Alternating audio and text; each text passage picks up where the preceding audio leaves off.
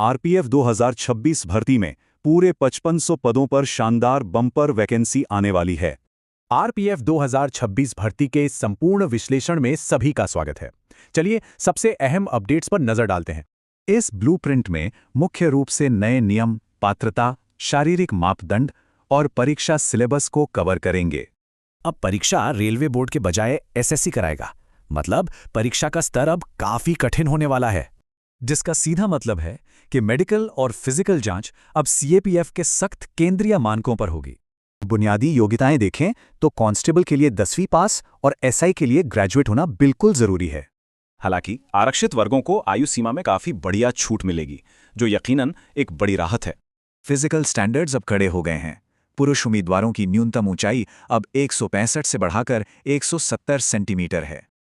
लेकिन ध्यान रहे, ऊंचाई के इस नए बदलाव को लेकर फिलहाल कोर्ट में एक केस भी लंबित है। फिर भी 20 साल से कम उम्र के उम्मीदवारों को 2.5 सेंटीमीटर की खास छूट जरूर मिलेगी। बस शर्त यह है कि इसके लिए किसी सरकारी डॉक्टर का प्रमाणित मेडिकल सर्टिफिकेट होना बेहद अनिवार्य है।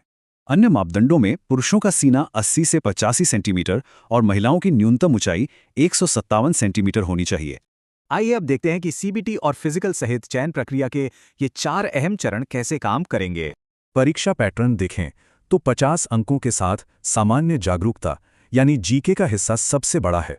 यानी साफ है, इस परीक्षा में अंतिम सफलता हासिल करने की मुख्य कुंजी सिर्फ और सिर्फ सामान्य जागरूकता है। कुल 120 बहुविकल्पीय प्रश्नों को हल करने के लिए पूरे 90 मिनट का समय दिया जाएगा। लेकिन सटीकता बहुत जरूरी है, क्योंकि यहां 1/3 नेगेटिव मार्किंग का बहुत सख्त नियम लागू रहेगा। अंत में टाइमलाइन पर नजर डालें तो आधिकारिक आवेदन फॉर्म जून-जुलाई 2026 तक आने की पूरी उम्मीद है। अंत में एक बड़ा सवाल, क्या ये सख्त मानक पुलिस भर्ती की तैयारी की रणनीति हमेशा के लिए बदल देंगे?